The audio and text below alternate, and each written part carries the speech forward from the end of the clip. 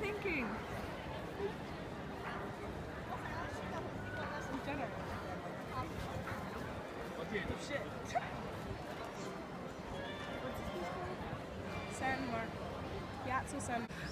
We arrived in Venice today by train. We took a very early train from Geneva. It's kind of like exactly how I expected, but also like more magnificent than Canals. More magnificent than I could have imagined. There are literally canals everywhere. This is probably the coolest city I have ever been in, even cooler than Edinburgh. Sorry, Trish. And it's just exactly how you imagine, but more perfect, I would say. We've been walking around a lot and just exploring.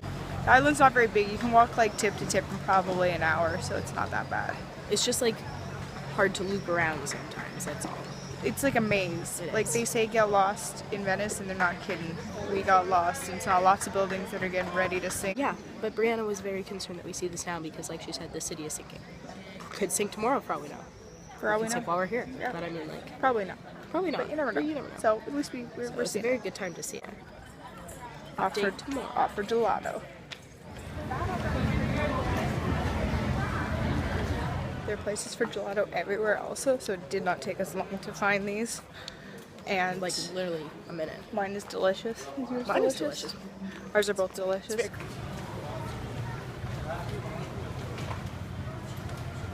In the evenings, everyone gathers at the Piazza San Marco. There's actually dueling orchestras set up around the square, so you can wander from orchestra to orchestra and listen to them.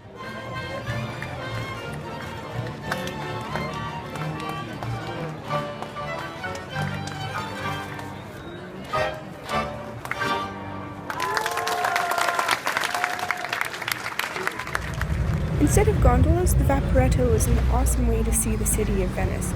It's essentially their bus system, and it takes you all through the canals.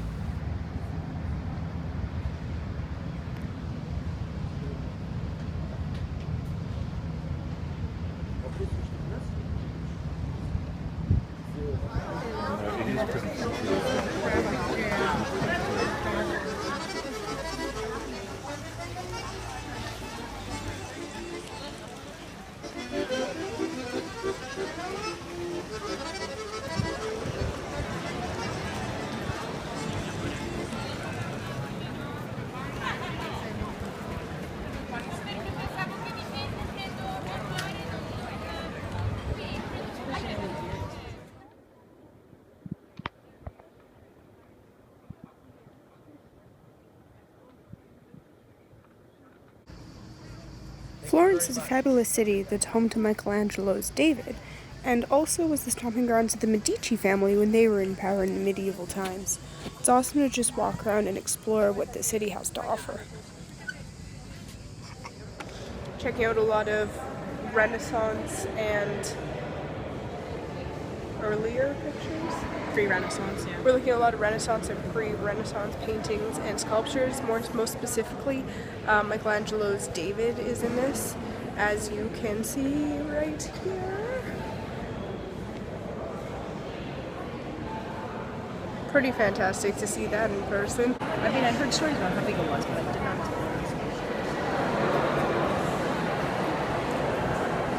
A bunch of his other sculptures because they're not actually finished, and compared to this one you'd wonder if they were even done by the same person.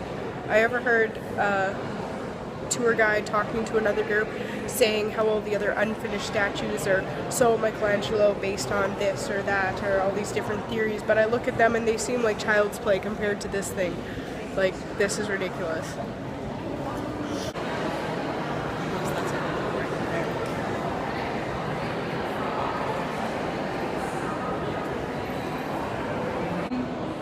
There's, obviously, because it's Renaissance, there's a lot of biblical and religious kind of things. Some of them are weird, but, like, what do you expect from Renaissance art? So many babies. So many babies. And Little, they're not, like, little kind of cherubs creepy, everywhere. Creepy-ass babies, too. But, I mean, some of the work, you gotta admit, like, yeah, that was pretty good. And also, a lot of them were commissioned specifically for the Medici family, because since Florence was the Medici family's turf, they had a lot of they had the power here, and like they had like a nice house and stuff. So they have a lot of these paintings that are in here commissioned as furnishings.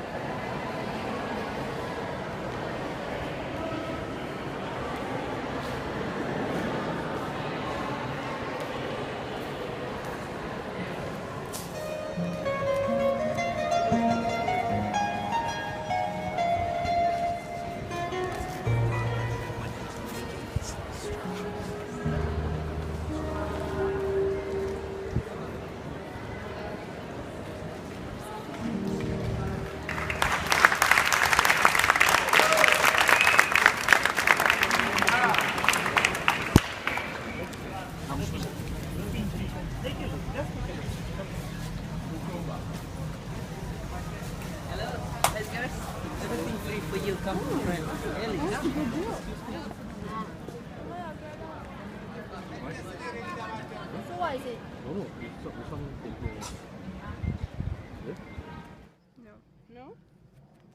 Alright.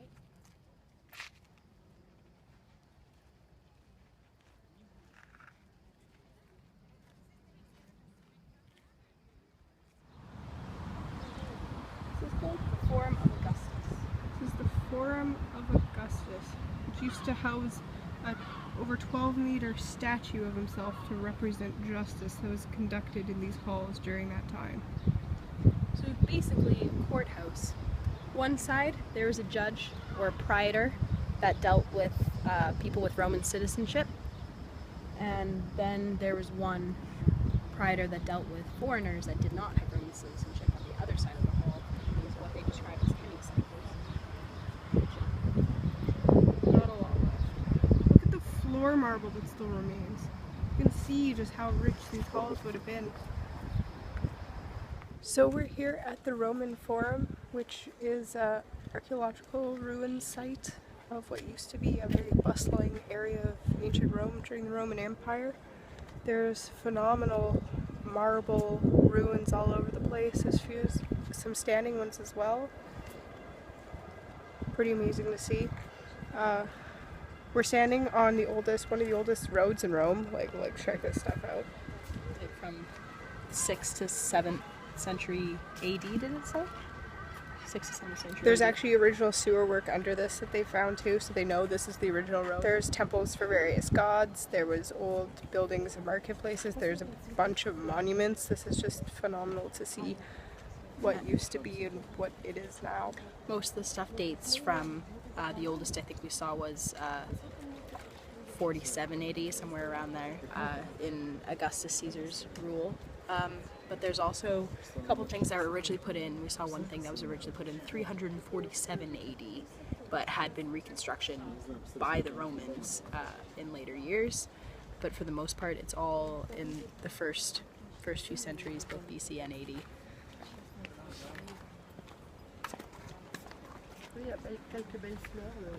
I just think it's astounding that this much can still exist from that time. That's for sure. And just the magnitude of these things as well. It just goes to show you that the Roman Empire really was, the most powerful empire. And then they just disappeared. Crazy how things work like that. Empires will always rise and fall. God, so influenced Christianity today.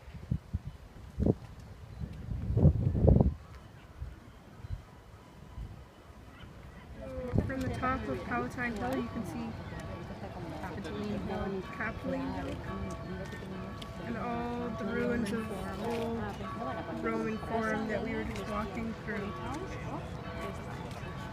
Then you get over here and you got a gorgeous view of the Colosseum still standing, and just all the Rome surrounding it.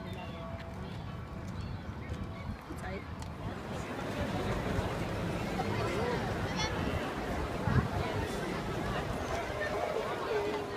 We're at the Colosseum. If you can't tell, this is Colosseum right behind here. us. Yep, We're in it. we are. We're basically gladiators. Okay.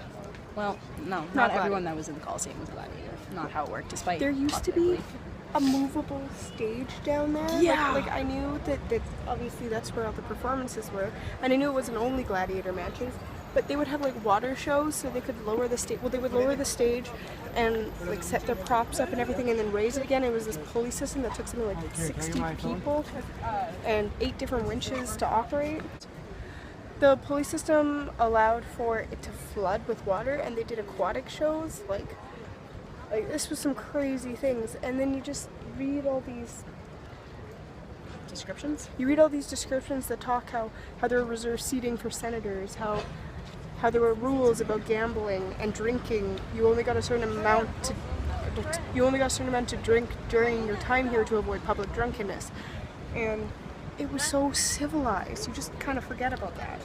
And it's funny because they come up with all these rocks, and I mean, I've heard about graffiti and stuff in Latin, but it's to actually see it. The fact that people would get bored, they'd like write the highlights or draw pictures of their favorite gladiator or whatever into the stones next to them, as well as to pass the time while they were waiting.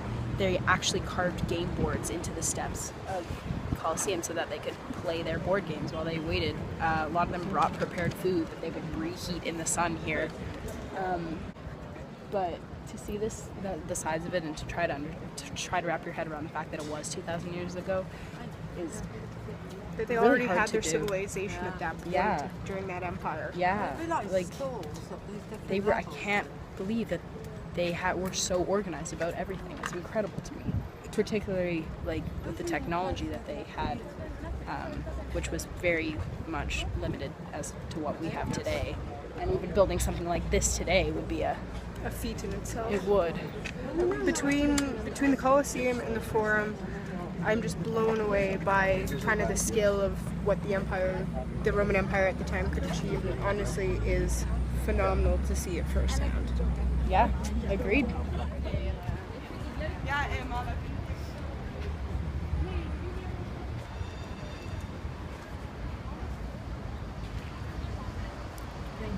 We're at the Colosseum at night with this one. This one's not here. and come say hi to the camera. Okay, you're done. Say hi. Do you have to say hi? We met up in Rome and it's fantastic. Roma, Roma, Roma.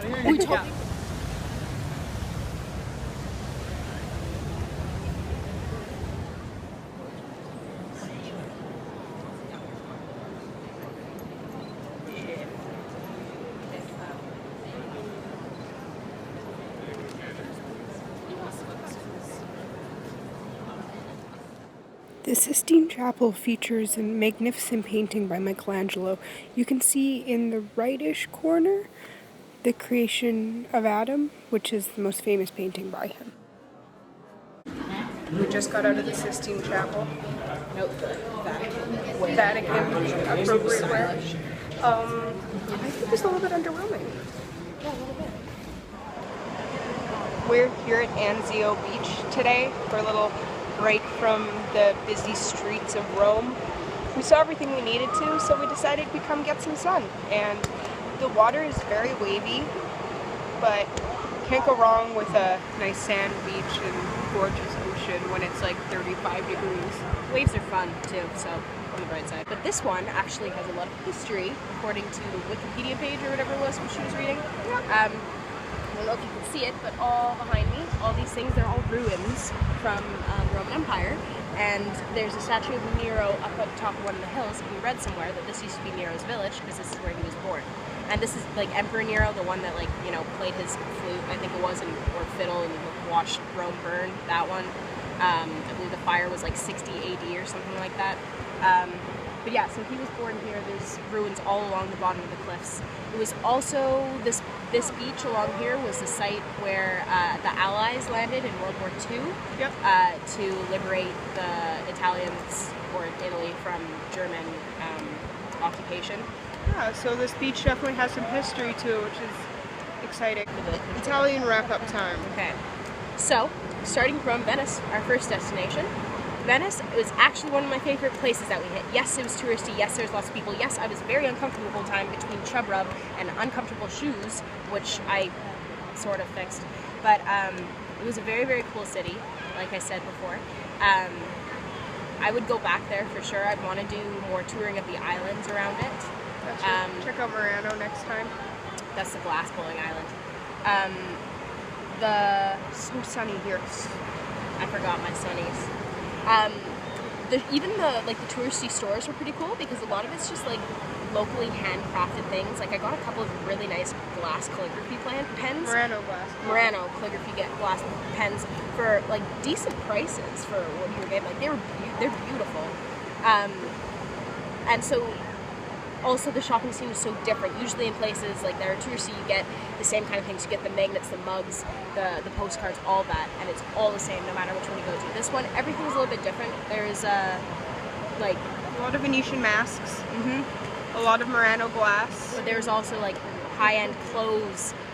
Not as high-end clothes, but still cool. Yeah, you can have a good shopping trip in Venice. Yeah, and even if you're not into that, it's just like, even this, like, it's not any monuments that you're necessarily going to see, although San Marco Plaza was quite amazing. It's just the whole city in itself. It's highly recommended. I really did love that place. Even our hostel was pretty decent. It was within walking of everything. But it's a small island, so it's not hard to be within walking distance. Florence, what did you think about Florence? My first impressions weren't great of Florence. I didn't like the first little bit we were there, and then we got down into where all the monuments are, and yes, once again the tourists. But then I kind of started to fall in love. The buildings are gorgeous, and it was just a nice feel about that city. I liked the people watching there. I liked just everything going on. There was so many musicians in the plazas at night. There was always stuff to do, stuff to see, and it was just a nice place to hang out. I would have liked if there was somewhere to like spend time near water, because it was really, really hot. But overall, I quite liked it by the end. I was a little bit sad to leave. I found that it was actually less touristy than Venice, obviously, because it's more livable. Yeah. So, like, honestly, if you were to take your significant other to somewhere romantic, I would rather take them to Florence as opposed to Venice, even though Venice is supposed to be like one of the cities of love sort of thing. Venice just was too much. Too much of everything. Yeah, sometimes. Yeah. Just the gondolas. Even the gondolas, you know, they didn't even sing. There was something about passing the gondolas where there was just like probably nearly 100 at some point, yeah. Just trying to get tourists on, and it just turns into this tourist trap of I don't know how to get in a boat without tipping. I don't understand how to count to 6 people per boat only. It was pretty funny to watch though. It was funny to watch, but it just really takes away from, you know, you picture those like nice little gondola rides and like these streets of Venice are the canals, so it's packed and busy like a city street, except for boats are harder to control. Yeah. So yeah. I mean, I trust the drivers, but it wasn't like a romantic carriage ride through this country. It was in skinny boats on busy roads. And like a couple of the squares, one night in San Marco Square, there's like dueling orchestras. So there are 3 orchestras basically taking turns. And you'd think that would be super romantic. There's like, you know, the typical salesman walking around selling roses and stuff. But for the most part, there's no seating area in San Marco because they don't like you loitering. It's like illegal to loiter. So you can't sit down. So you're all standing trying to listen to this. And it's not as relaxing. But you can sit if you're paying for the cafes that are supplying these orchestras, and they're like some of the oldest in Europe, but they're also probably some of the most expensive in Europe. Yeah. So Florence just had the better feel about it. You could just, I don't know, it seemed more private, less crowded, less touristy, less of a Disneyland feel to it. And all the buskers along the streets, the musicians, were all very talented. So you could basically go around any street, main street corner, and sit down for a bit and listen to these musicians play. So the last place we chose was Rome, which as I've mentioned, I love the Forum and I love the Colosseum.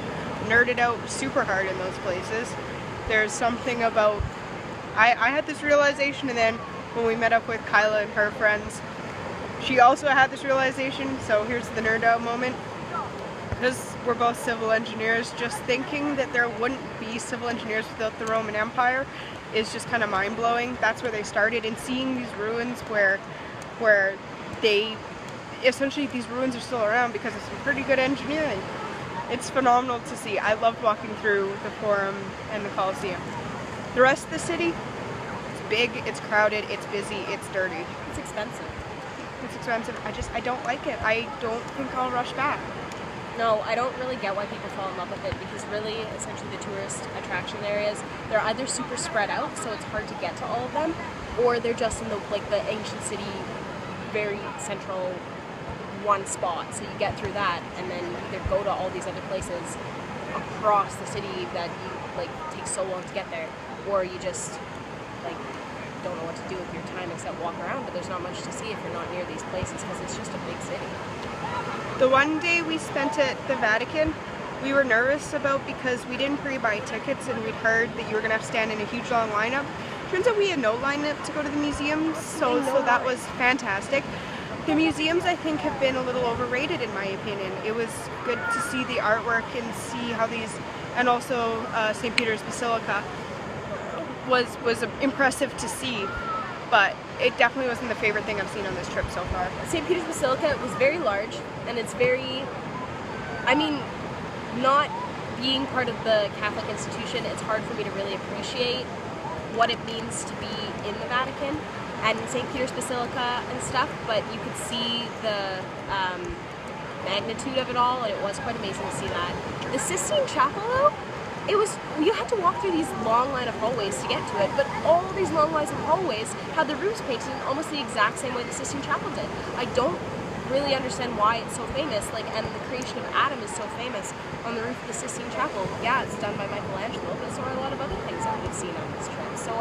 And a lot of it's not him, it's by his students. So, it's just kind of the same form of artwork. I bet you any art history major would murder me for saying You're just cringing right now, but I think maybe we're just lacking that appreciation for just that kind of area. Though, cool to say we went to Vatican, the micro nation that it is. Yeah, even though I'm surprised, I half expected us to need our passports, but no, they just walk right in. The Swiss guards were standing guard in all the important places. So sorry for their outfits.